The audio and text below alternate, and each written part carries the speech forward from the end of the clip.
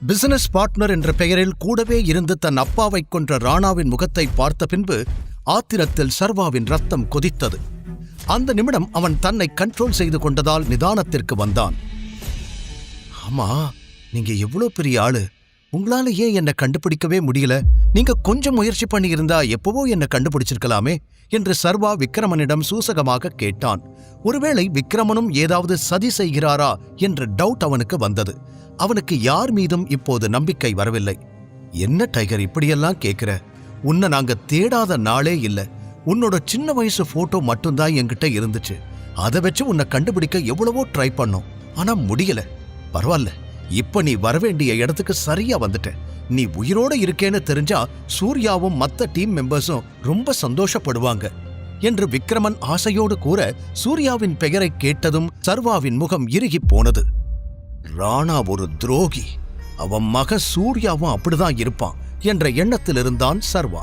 இருந்தும் அதையெல்லாம் முகத்தில் காட்டிக்கொள்ளாதவன் தன் வாழ்வில் மறைக்கப்பட்டிருக்கும் பக்கங்களை இன்னும் தெளிவாக தெரிந்து கொள்ள விரும்பினான். டைகர், நீ இல்லாததால இவ்ளோ வருஷம் சூர்யா தலைவனாய் இருந்தான். அதான் நீ வந்துட்டியே, இனி எல்லாத்தையும் மாத்திடலாம், நான் பாத்துக்கிறேன் என்று சொல்லிக்கொண்டு தன் டேபிளுக்கு சென்ற விக்ரமன் ஒரு டிராவை திறந்து தனது செக் புக்கை எடுத்து அதில் ஏதோ எழுத ஆரம்பித்தார். ராணா என் அப்பாவை கொன்னாங்கிறது இவங்க யாருக்குமே தெரியாது போல. அதனாலதான் அவர் பையன் சூர்யாவை தலைவனாய் இருக்க விட்டுருக்காங்க.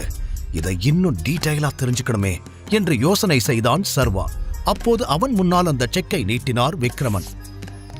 அதில் 50 கோடி என்று எழுதப்பட்டிருந்தது. சர்வா அதிர்ச்சியோடு அவரை பார்க்க, இதை இப்போதைக்கு வச்சுக்கோ டைகர், நீ மறுபடியும் தலைவனா மாறுற வரைக்கும் இது உன்னோட செலவுக்கு யூஸ்ஃபுல்லா இருக்கும் என்று சொல்லி அதை அவன் கைகளில் தர, சர்வா பதிலேதும் கூறாமல் அதை வாங்கி தனது பாக்கெட்டில் வைத்துக் கொண்டான்.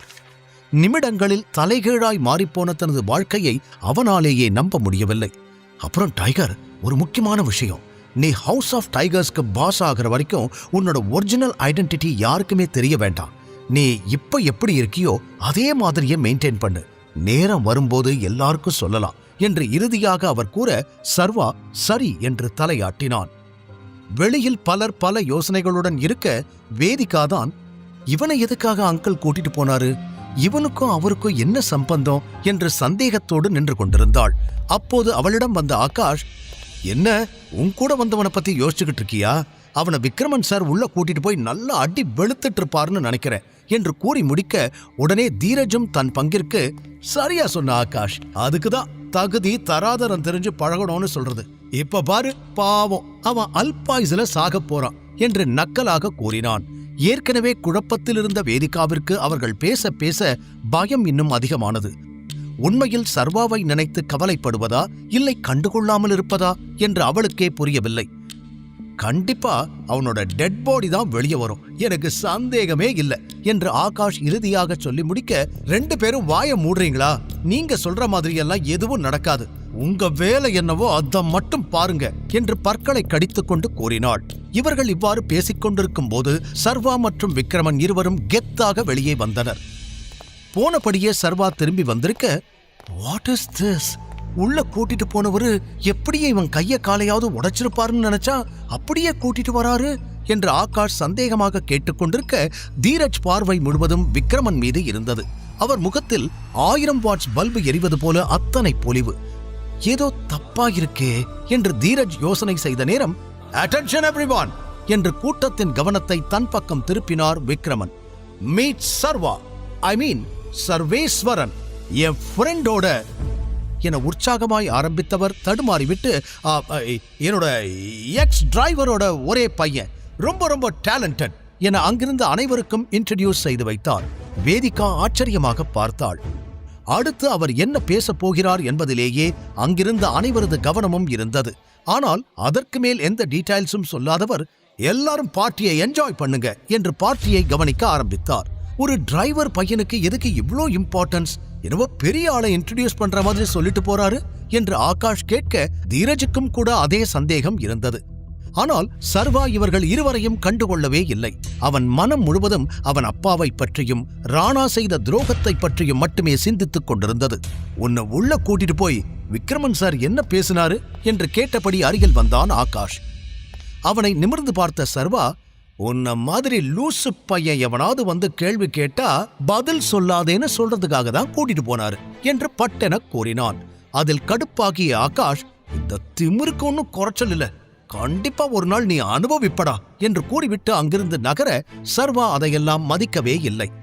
அவனது எண்ணங்கள் வேறு எங்கோ இருக்க அதற்கு பிறகு அவனும் வேதிகாவும் பெரிதாக பேசிக்கொள்ளவில்லை. பார்ட்டி முடிந்து சர்வா வேதிகாவின் காரில் ஏறி, ஓகே ஃபர்ஸ்ட் ஏன் வீட்டுக்கு போங்க என்றான்.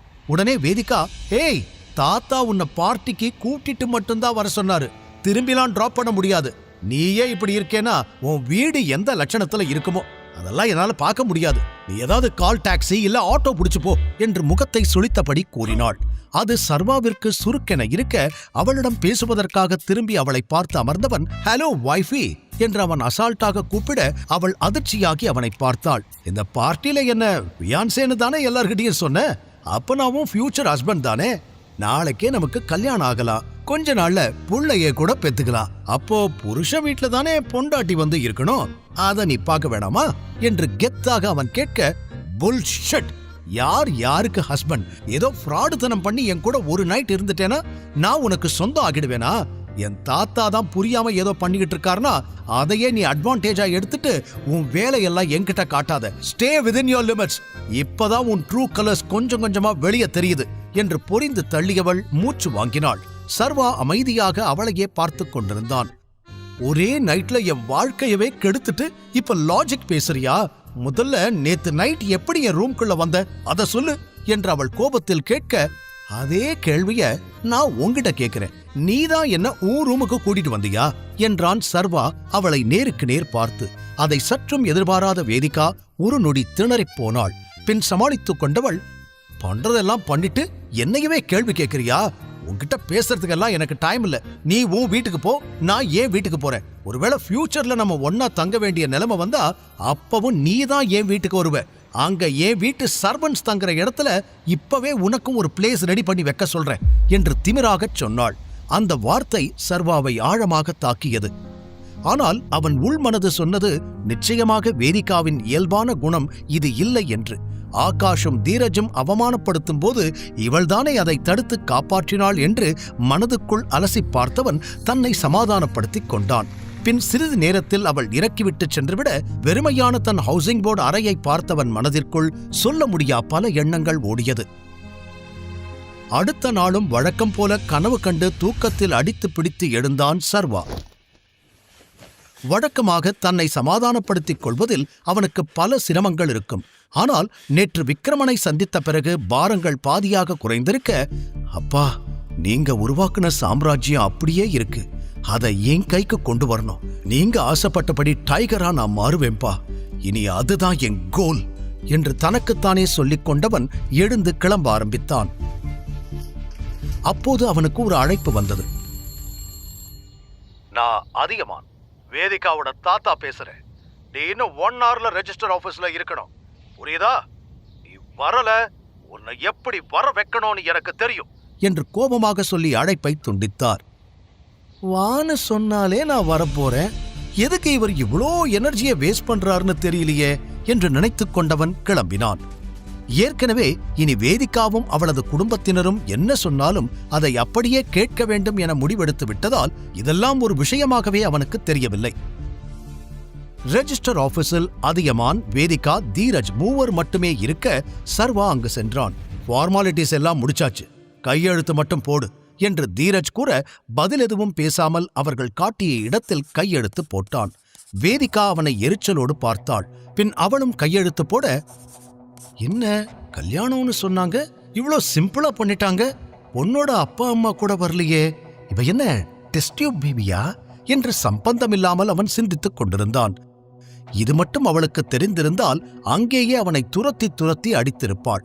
டாக்குமெண்ட்ஸை சரிபார்த்த ரெஜிஸ்டர், எல்லாம் ஓகே சார், இன்னும் 1 வீக்ல மேரேஜ் சர்டிபிகேட் ஆன்லைன்ல எடுத்துக்கலாம் என்று சொல்ல அங்கிருந்து வெளியே வந்த அதியமான், இன்னையிலிருந்து நீங்க 2 பேரும் லீகலா ஹஸ்பண்ட் அண்ட் ஒய்ஃப், இனிமேலாவது ஒழுக்கமா இருங்க என்று இருவரையும் பார்த்து சொன்னவர், சீக்கிரமா இவனை நம்ம வீட்டுக்கு கூட்டிட்டு வர வழிய பாரு, தீரஜ் போகலாம் என்று வேதிகாவிடம் சொல்லிவிட்டு தன் காரில் ஏறி சென்று விட்டார். அவனை திரும்பி ஒரு லுக் விட்ட வேதிகாவும் எதுவும் சொல்லாமல் அங்கிருந்து கிளம்பிவிட, என்னடா நடக்குதுங்க? மஞ்சள் தண்ணி ஊத்தி ஆட்டை வெட்டுற மாதிரி வர சொன்னாங்க, கையெழுத்து போட சொன்னாங்க, கல்யாணம் முடிஞ்சிடுச்சுன்னு எல்லாரும் கிளம்பி போயிட்டாங்க. டெலிவரி பாயா இருந்த எனக்கு இப்படி ஒரு இன்ஸ்டன்ட் மேரேஜ் நடக்கும்னு கனவுல கூட நினைச்சு பார்த்தது இல்லையே. என்னவோ போடா, இன்னும் என் வாழ்க்கையில நான் என்னென்னலாம் பார்க்கணுமோ என்று தனக்குள் புலம்பியவன் அங்கிருந்து கிளம்பினான். பின் அடுத்த அரை மணி நேரத்தில் தான் டெலிவரி பாயாக வேலை செய்யும் ஆபீஸுக்கு வந்து சேர்ந்தான். அவன் காரிடாரில் நடந்து கொண்டிருந்த நேரம், ஹலோ பிஸி டெலிவரி பாய் என்று பின்னாலிருந்து ஹரீஷ் கத்தும் சத்தம் கேட்டது. ஹரீஷும் அவனோடுதான் வேலை செய்கிறான். ஆனால் அவனுக்கு வேலை செய்வதை விட சர்வாவை மட்டம் தட்டி பேசுவதுதான் ரொம்ப பிடிக்கும். எனவே என்ன விஷயம்னு சொல்லு என்று பேச்சை கத்தரித்தான் சர்வா. பாஸ் உன்னை கூப்பிடுறாரு, நேத்து இன்ஃபார்ம் பண்ணாம வேலைக்கு லீவ் போட்டுட்ட, அப்புறம் இன்னைக்கும் லேட்டு என்று சொல்ல தன் பாஸின் கேபினுக்கு சென்ற சர்வா, குட் மார்னிங் சார் என்று சொல்ல அவனுக்கு எதிரே பெரிய தொப்பையோடும் சொட்டை தலையோடும் அமர்ந்திருந்த அவன் பாஸ் சர்வாவை ஏளனமாக பார்த்தார். இந்த ஒண்ணுதான் குறைச்சல், நேத்து எதுக்கு லீவ் போட்ட என்று கத்த, சார் மாசத்துக்கு ஒரு தடவை கேஷுவல் லீவ் எடுக்கலாம் இல்ல என்றான் சர்வா நியாயமாகவே. வாய மூடு, இது என்ன உன் அப்பனோட கம்பெனியா என்றவர் எகிற, சர்வா அவரை தீயாய் பார்த்தான். என்ன முறைக்கிற? இப்பவே இடத்த காலி பண்ணு, இனிமே உனக்கு இங்க வேலை கிடையாது என்று சொல்ல, எப்படியும் தனக்கு இந்த நிலைமை வரும் என்றவன் ஏற்கனவே யூகித்து வைத்திருந்தான். ஆகாஷுக்கு அவனுடைய பாஸை நன்றாகவே தெரியும். அதனால்தான் தன் வேலை போகிறது என்று புரிந்து கொண்டவன், சரி நான் போறேன், ஆனா அதுக்கு முன்னாடி இந்த மாசம் நான் பார்த்த வேலைக்கான சம்பளத்தை கொடுங்க என்று கேட்க, அவன் பாஸ் மேலும் கோபமாகி, அப்படியா, அப்ப கொஞ்ச நேரம் பொறு, உன் சம்பளத்தை இப்பவே கொடுத்துடுற என்று அழுத்தி கூறியவர் அங்கிருந்த பெல்லை தட்ட, அடுத்த நிமிடம் உள்ளுக்குள் தடிதடியாக 4 பவுன்சர்கள் வந்தார்கள்.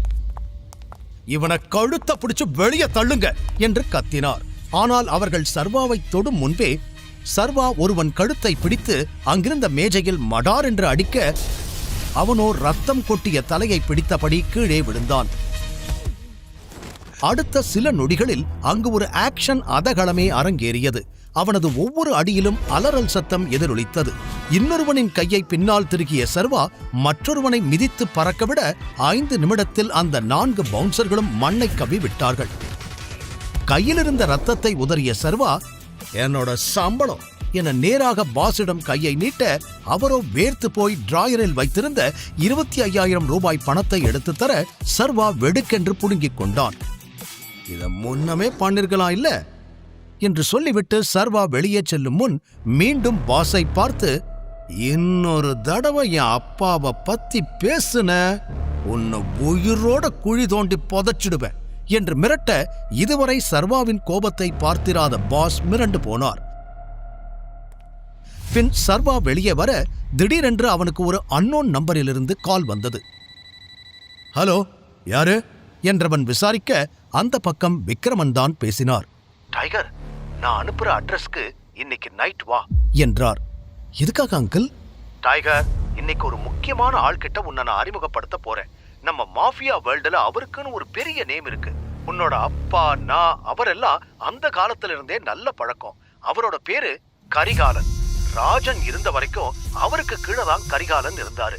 இப்போ எங்க டைகர் நீ திரும்பி வந்துட்டேன்னு அவருக்கு தான் முதல்ல தெரியணும். அதனால நீ டின்னருக்கு ஹோட்டல் விஸ்தாராவுக்கு வந்துரு, நான் உனக்கு அட்ரஸ் அனுப்புறேன் என்று சொல்ல, சர்வாவோ கரிகாலனின் பெயரை கேட்டவுடன் தனி யோசனையில் நின்று விட்டான்.